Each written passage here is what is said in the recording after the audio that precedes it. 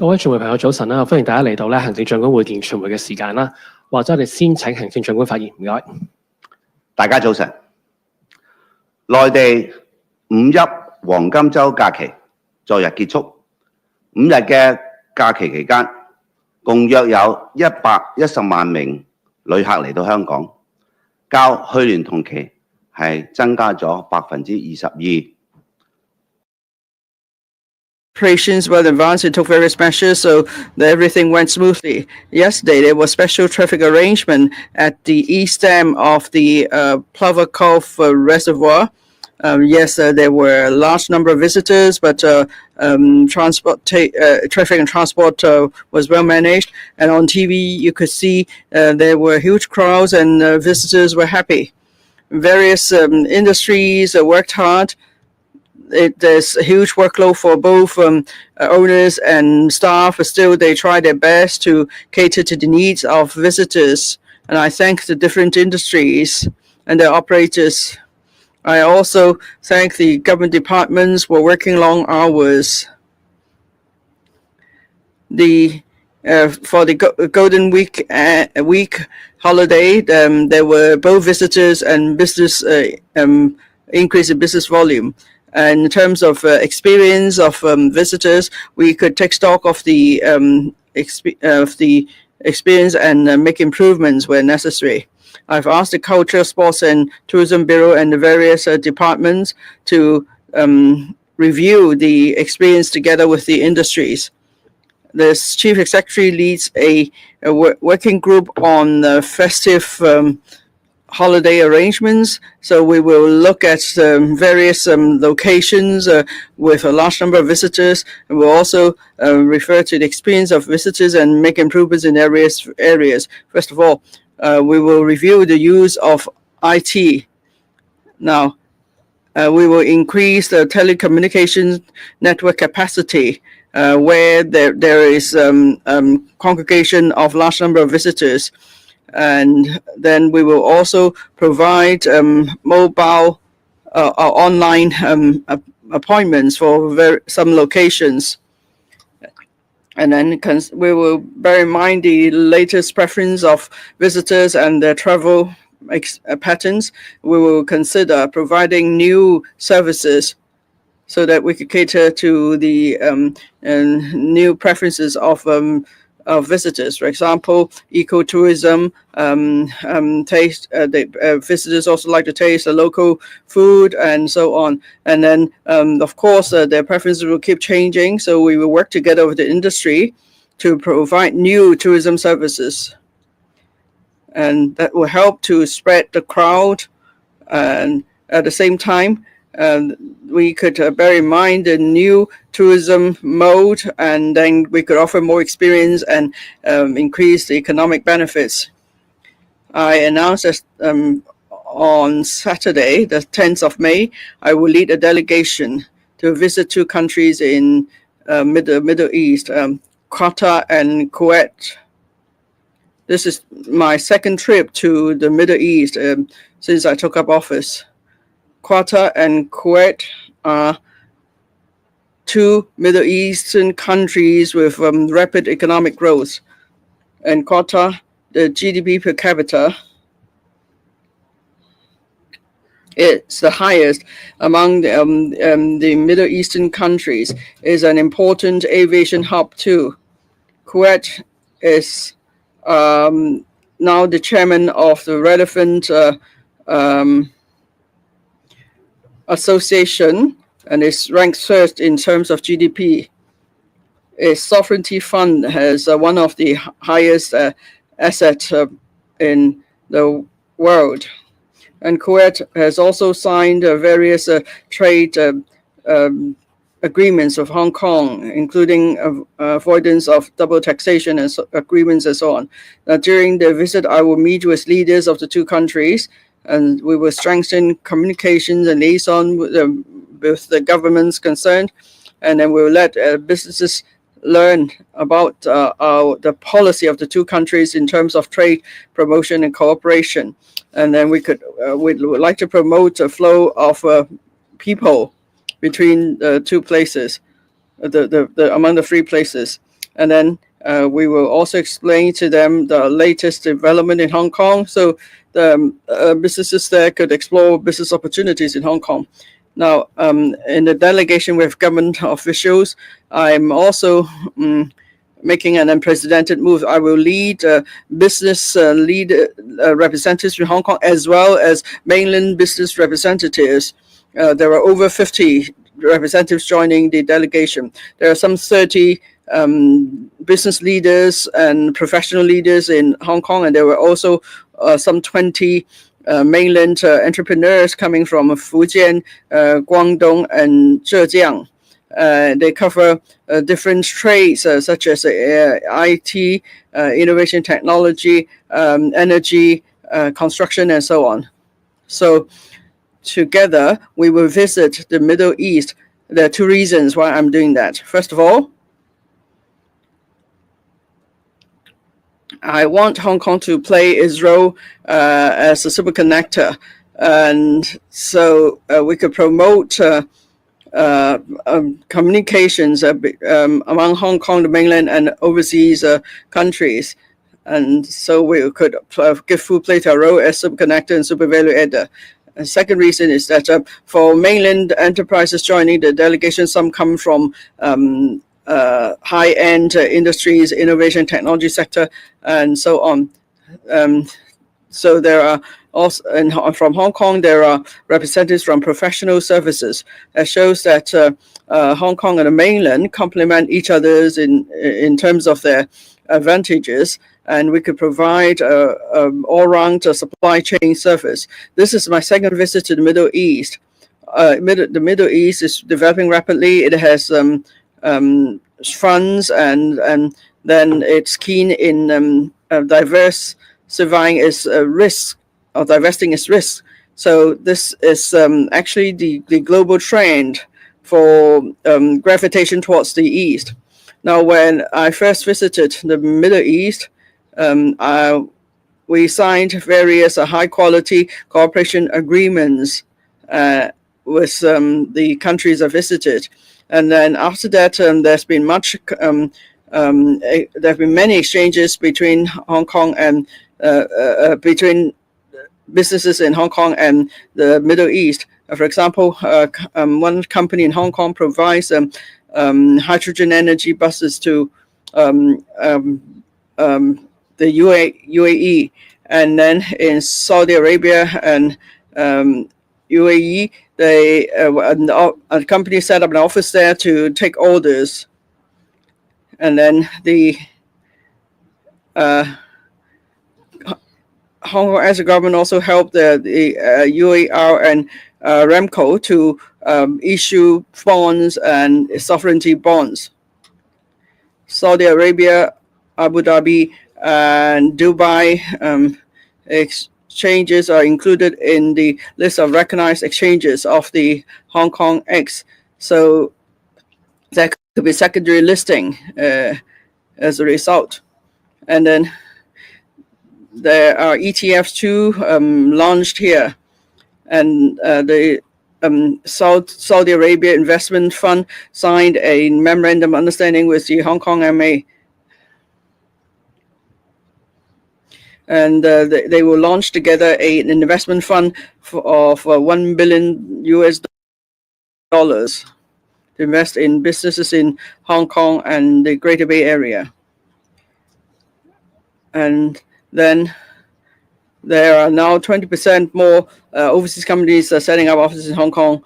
And then Hong Kong will also set up more ETOs apart from the Dubai ETO.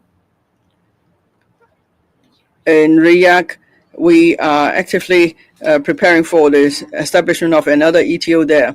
Now, this time I'm visiting Qatar and Kuwait, and last time I visited Saudi Arabia and UAE, and so they make up 2/3 of the GCC, and they account for about 90% of the total population of Middle East countries.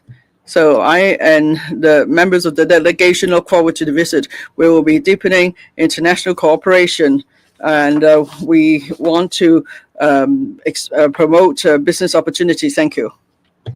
The floor is now open. If you want to ask questions, please raise your hand, and when your name is called, please introduce your organization and ask not more than 2 questions. On the right-hand side, this reporter, good morning, Chief Executive, I'm from Now TV.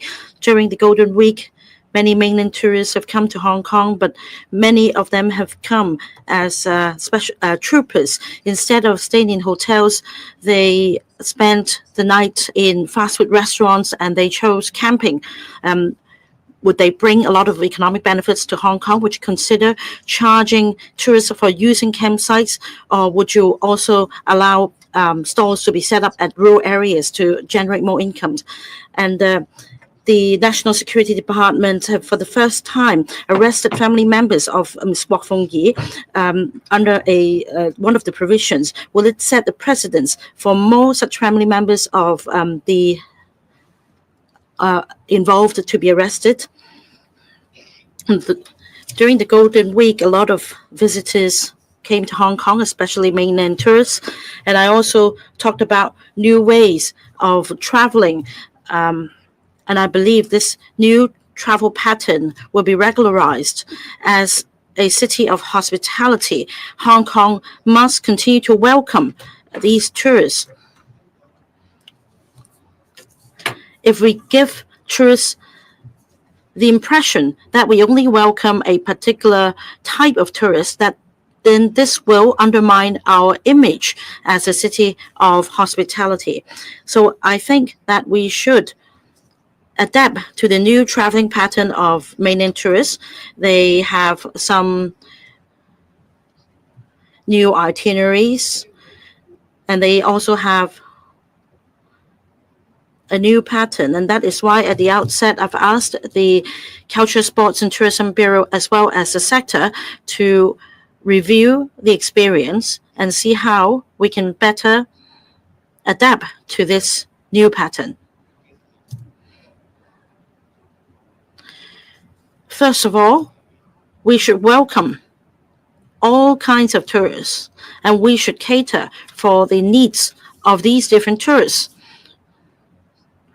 We should also be hospitable in the sense that we welcome high-end as well as the not-so-high-end tourists. Overall, if we keep this image as a city of hospitality and welcome tourists, it will bring benefits to everybody. And that is why we should be inclusive and we should be caring. We should be hospitable to our tourists so that we build this ambience and make Hong Kong a good city for tourists, which will bring benefits not only to the tourism sector, but to the economy in general.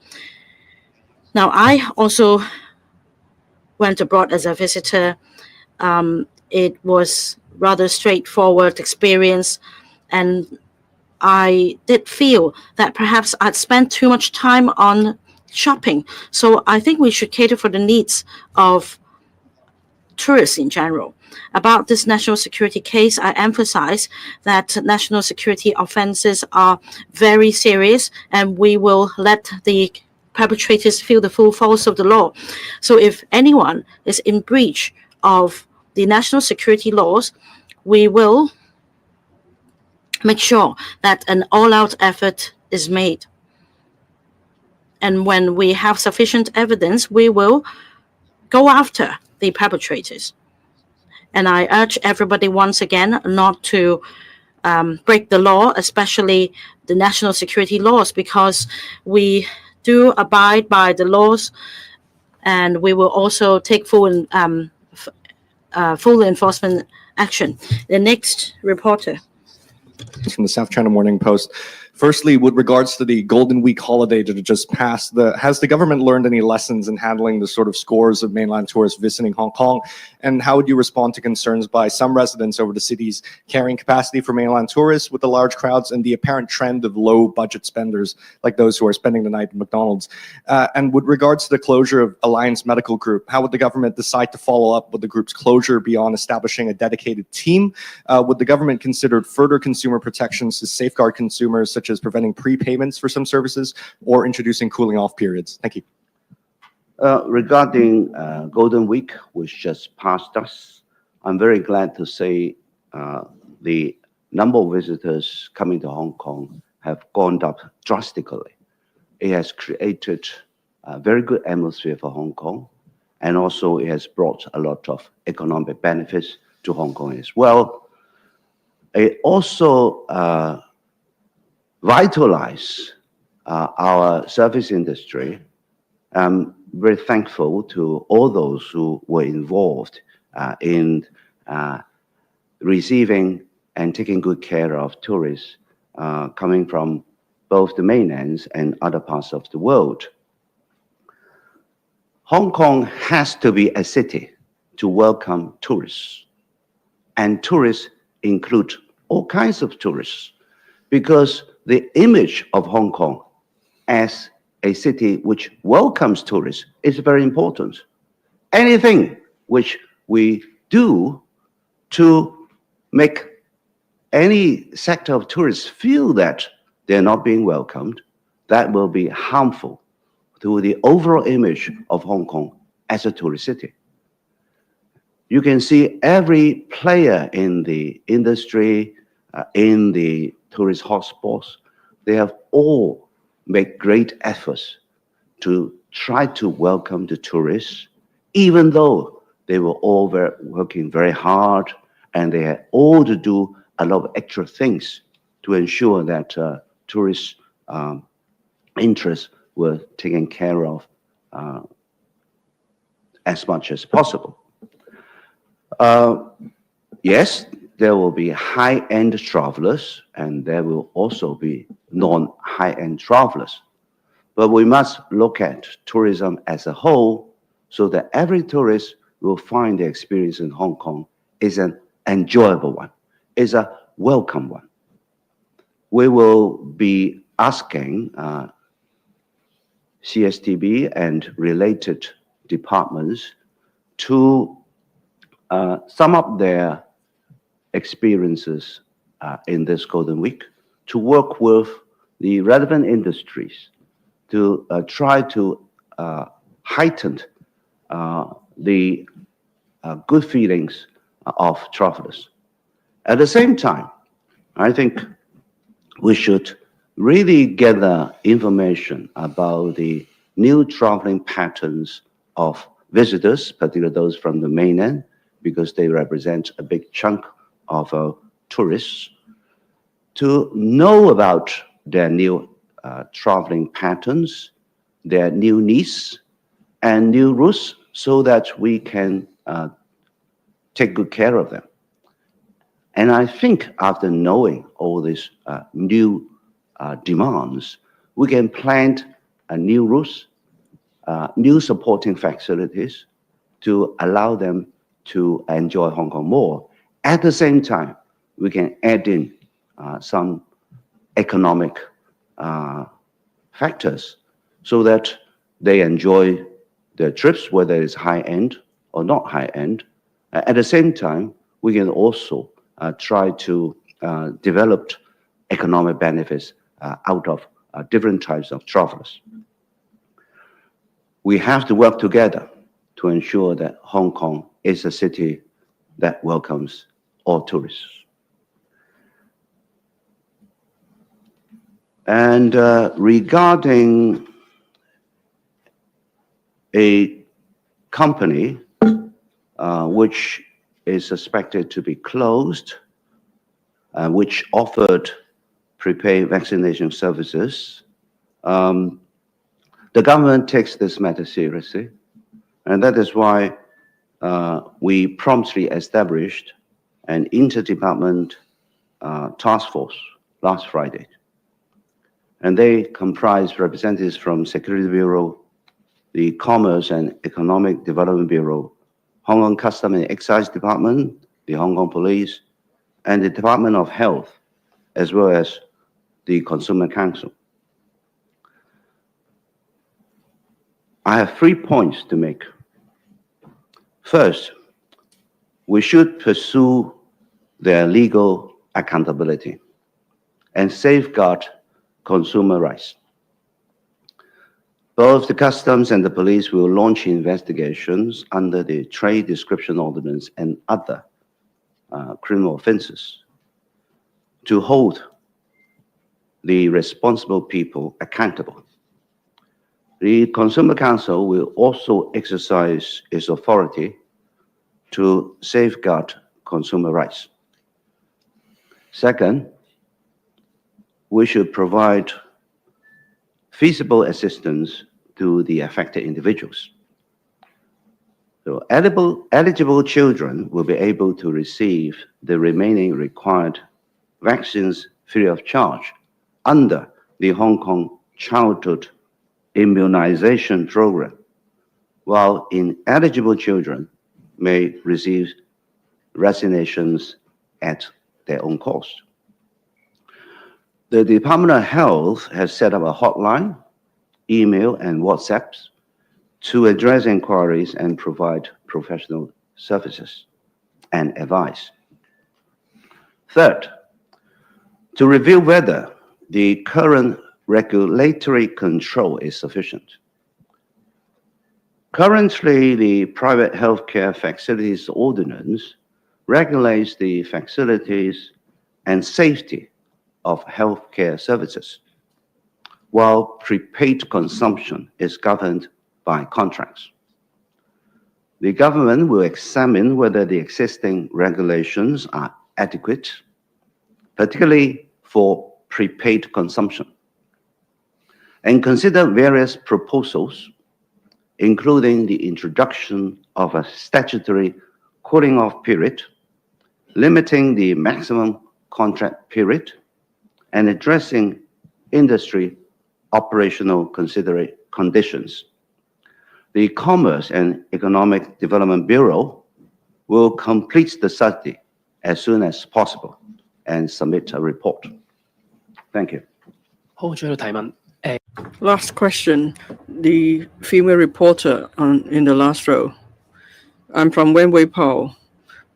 Recently, you've ended your visit program in Zhejiang, and then you are taking mainland business to the Middle East. With this tariff war, what has that to do with the proactive actions of the SAR government?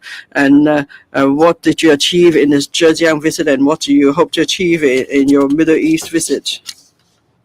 Now, there were three major achievements arising from my Zhejiang visit. First, we have promoted all-round cooperation between Hong Kong and Zhejiang. We have set up the Zhejiang-Hong Kong Cooperation Conference mechanism. We held the first conference, and then we had covered 13 areas and 50 projects. And then we signed four documents covering innovation, technology, housing, economic cooperation, and youth development. And we proactively promoted a platform for continuous collaboration between the two places. We will also set up working groups to cover the different areas of cooperation so that we could promote various collaboration possibilities at greater depth. And then we also set up the Hong Kong and Zhejiang IT cooperation opportunities. I visited various IT projects in Zhejiang. In Hangzhou, the local government arranged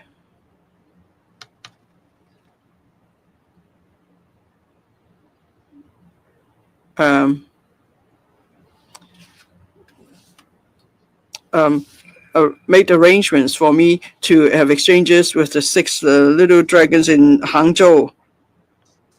I also visited 2 enterprises of the 6 little dragons. One is a robotics company. The other is a company manufacturing prosthetics. I had deep exchanges with the 2 companies. And then thirdly, we had managed to promote development investment in Hong Kong by Zhejiang enterprises. There are 12 projects that we promoted covering financial services, INT, and so on. And some companies plan to set up R&D centers or offices in Hong Kong. So half of these projects will be realized within this year. In Hangzhou, when I talked to the representatives of the six dragons,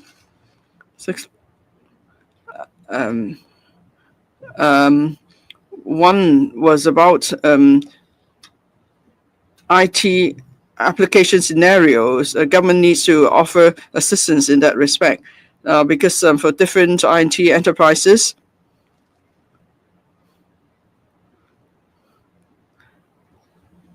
they need to use various application scenarios to keep improving their products.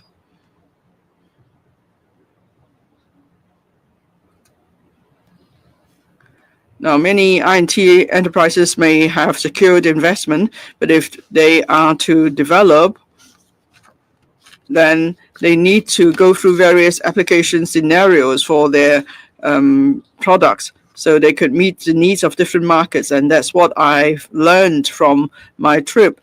So my team will be working in this area. And that also has to do with our low altitude economy. So that's why we working hard to develop various application scenarios for low altitude economy, in particular drones. So we'll continue to work with the industry is concerned.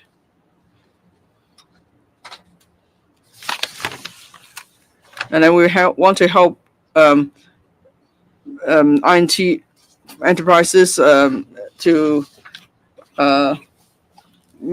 raise funds. So Hong Kong X will be establishing a new INT enterprise help desk, sort of, so that they could provide assistance to companies hoping to be listed. So we want the various parties to learn about how the rules apply to their businesses. And then there could be much communication in the early stage. The SFC will also work closely with the Hong Kong X in the process and offer the support. So business could be better prepared, and then the whole application procedure will go smoothly, and then different INT enterprises will be able to get listed in Hong Kong. The SFC and the Hong Kong X will announce the details today. Now, on my visit to the Middle East,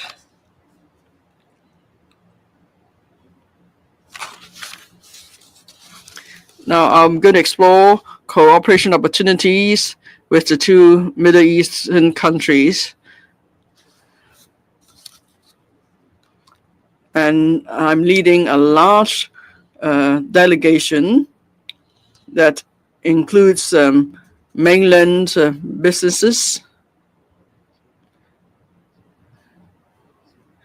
that gives full play to Hong Kong's role as a super connector and super value adder. So we're going to expand our circle of friends, and then that could also help us to explore more business opportunities, and that will help the development of local businesses as well. And then under one country, two systems, this is the way we could give full play to the value of Hong Kong. We could help the policy of going global and bringing in. And then there are representatives from the business, from the trade and industry sectors, as well as from professional services. And then together with the mainland entrepreneurs is a delegation with a wealth of experience. And then the Hong Kong members and the mainland members will complement each other in their advantages. Hong Kong can provide an all-round supply chain to the world. So that's how we can play our role. And then we can let the market know. In particular, the countries we're visiting in the Middle East will let them know. The Hong Kong SAR and our country together can provide immense opportunities. Middle Eastern countries want to spread out their investment. We also want to seize upon the opportunity of the gravitation towards the east. The Middle Eastern countries want to invest in Hong Kong, so we're trying to open the door wider. We want to welcome them here, and we also want to tell them about the investment opportunities in Hong Kong. And then we want to introduce our networks to them so they could, therefore, develop further in Hong Kong and the mainland. Thank you. That's the end of the media session. Thank you.